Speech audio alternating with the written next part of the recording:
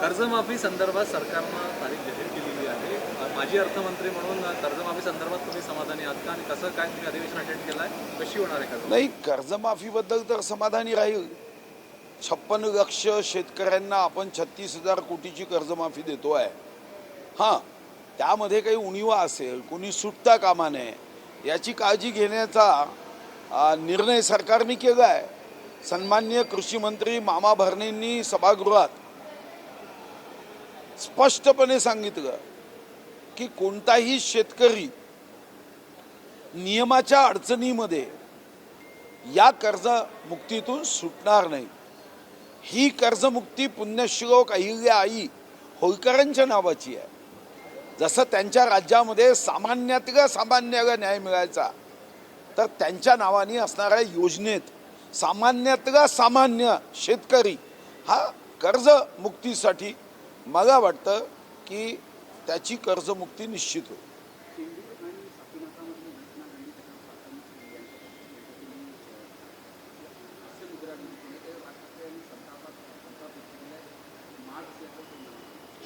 यावर मी आता काही प्रतिक्रिया देणार नाही.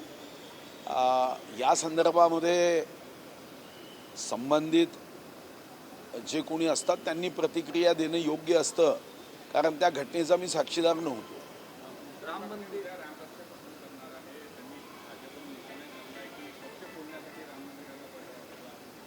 नाही, ठीक आहे, ते काय म्हणतील आणि काय म्हणतात यावर प्रतिक्रिया देण्याची आवश्यकता नाही आहे. हां, रामरक्षा पठण करत असतील तर माझा विश्वास आहे की जो जो म्हणून रामरक्षा पठण करतो, प्रभू राम त्यांचं रक्षण करतो. आता जे कोणी शिल्लक असतील ते जाणार नाही रामरक्षा म्हणतं की नाही, एवढं माझा विश्वास आहे. राम मंदिर तयार करण्यासाठी त्या पद्धतीने योगदान तुमचंही राहिलेलं आहे. सागवान तुम्ही पाठवलं आहे बंधारकाचं. आता ज्या पद्धतीनं वाद निर्माण झाला आहे, काही CCTV मोठ्या प्रमाणात पुढे येत आहेत, देणगी जी आहे त्याचा अपहार झाला आहे. तुम्ही भाजप नेते म्हणून राम मंदिर आंदोलनात वगैरे राहिलेले आहे, तुमच्या भावना काय? नाही, निश्चितपणे शिलापूजन करताना शिला घेऊन गावोगावी फिरलो तेव्हा तर व्यवस्था नव्हत्या. मला आठवतं की स्कूटरवर आम्ही कितीतरी गावात गेलो. कार सेवा जेव्हा झाली तेव्हा कार सेवेत सुद्धा बाबरी मस्जिद जेव्हा ध्वस्त होत होती त्याचाही मी साक्षीदार आहे. माझ्या लग्नाच्या रिसेप्शनमध्ये माझ्या पाठीशी मंदिर यही बनाएंगे, मंदिर भव्य बनाएंगे हा संकल्प माझ्या विवाहातही मी केला होता. वनमंत्री म्हणून प्रभू रामाच्या मंदिरासाठी मी काष्टही काय पाठवलं. तर निश्चितपणे जर तिथं दानपात्रामध्ये चोरी झाली असेल तर देव त्याला जी शिक्षा द्यायची ती देईलच, पण सरकार म्हणून अशांना कडक शिक्षा देण्याची जबाबदारी भारतीय जनता पार्टीच्या नेत्यांनी व्यक्त केली आहे.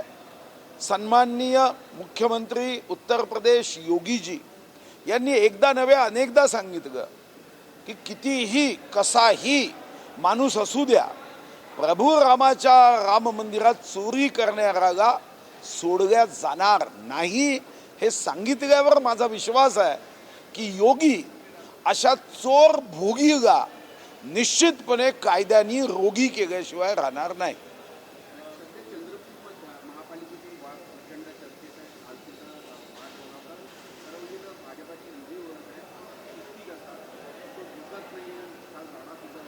मला माहीत नाही, कारण आता चंद्रपूर जिल्हा हा प्रदेश अध्यक्ष रवींद्र चव्हाण साहेब चालवत आहेत.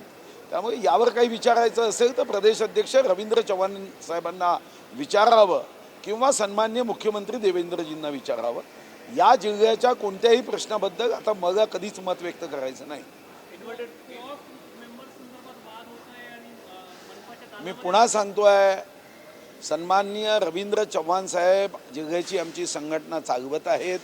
तुम्हाला या संदर्भात जास्तीची माहिती पाहिजे असेल तर फिजिक्सच्या पुस्तकामध्ये केमिस्ट्रीचा पाठ वाचू नका.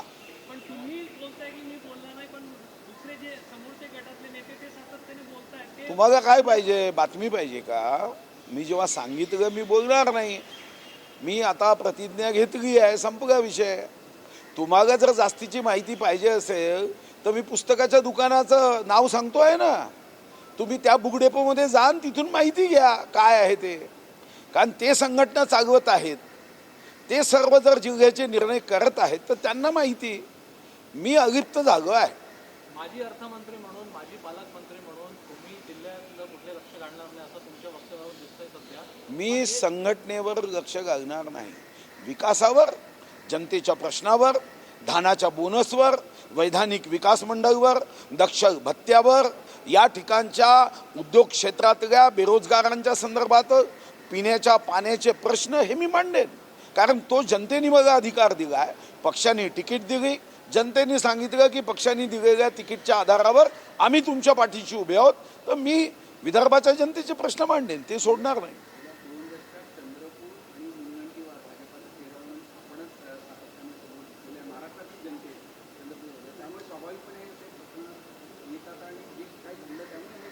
नाही, पण आता कल्याण म्हणून जर माननीय प्रदेश अध्यक्ष चंद्रपूरच्या संघटनेचं कल्याण करण्याचा त्यांनी निर्णय केला असेल तर मग आपण वाट पाहिली पाहिजे. शेवटी ज्यांना गाडी चालवण्याचा अधिकार दिला, मागून आपण सूचना करून त्यांना डिस्टर्ब करण्याचं काही कारण नाही.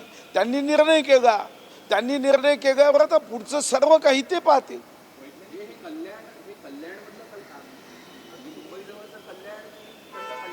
नाही, आता कल्याण शब्दाचा अर्थ कसा घ्यायचा तो तुम्ही घ्यायचा. मी कल्याण या शब्दामध्ये दोन्ही अर्थ आहे. गावाचंही नाव कल्याण आहे आणि संघटनेचं कल्याण करण्याची जबाबदारी आहे. यानंतर त्यांच्यावर पूर्ण जबाबदारी आम्ही दिली आहे. माननीय अमितभाईंना भेटायला आश्वासन दिलं आहे. आमचे अभ्यासू राज्यमंत्री ॲडव्होकेट आशिष शेलारांनी अतिशय मनापासून सांगितलं की मी सोबत आहे. मी 51 आमदारांच्या सह्यांचं निवेदन हे वैधानिक विकास मंडळ करण्याबाबत माननीय अमितभाईंना दिलेलं आहे. 51 आमदारांनी विदर्भ मराठवाड्याच्या सह्या करून मागणी केली आहे की वैधानिक विकास मंडळ झालं पाहिजे आणि माननीय अमितभाईंचा वेळ 10 तारखेनंतर आम्ही निश्चित घेणार. एक प्रश्न असा आहे भाऊ, चंद्रपूर जिल्ह्याला असा कोणता शाप आहे काँग्रेस आणि भाजपमध्ये स्थानिक नेत्यांमध्ये इतके टोकाची वाद काय, राजकीय कार्यकर्ते सोशल मीडियावर चर्चा करू लागले आहे? नाही, मला असं वाटतं की तुमचं माझ्यावर प्रेम कमी आहे, मला माहिती आहे. तुम्ही मग चंद्रपूरमध्ये का बंदिस्त करताय? महाराष्ट्र आहे ना माझ्यासाठी. तुम्ही वारंवार चंद्रपूर करून काय मग बंदिस्त करण्याचा प्रयत्न करता का? तुम्ही एकीकडे मगा विचारता, मग दुसरीकडे जाऊन तिकडे विचारता. तुमचे 2-3 व्हिडिओ मी पाहिले आहे ना. त्यामुळे आता याच्यात तुम्ही गुंतवू नका, मी गुंतणार नाही. तुम्ही कसाही प्रश्न विचारा. चंद्रपूरचे नाही, पण चंद्रपूरचे वाघ फेमस आहे, ते देशात आहे.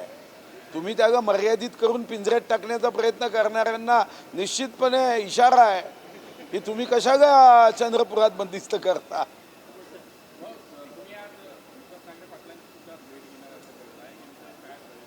नाही, काही नागपूरमधल्या घटनांच्या संदर्भात काही शिष्टमंडळ, काही निवेदनं आहे.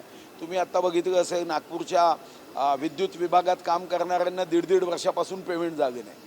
आता ते नागपूरचे सर्व असोसिएशनचे लोक मग भेटलेत. आता मी माननीय लोकेश चंद्र साहेबांशी बोललो, चीफ इंजिनियरशी बोललो. आता त्यांचं पेमेंट आम्ही काढून देऊ असं त्यांनी सांगितलं. आता नागपूर या देशाचं हृदयस्थानी आहे. इथं असणारा कोणताही सामान्यातला सामान्य माणूस हा अडचणीत असूनही ही भावना आहे. तर तुम्ही मग चंद्रपूरहून अटकताय. मी नागपूरचे प्रश्न सोडवायची सुरुवात केली आहे.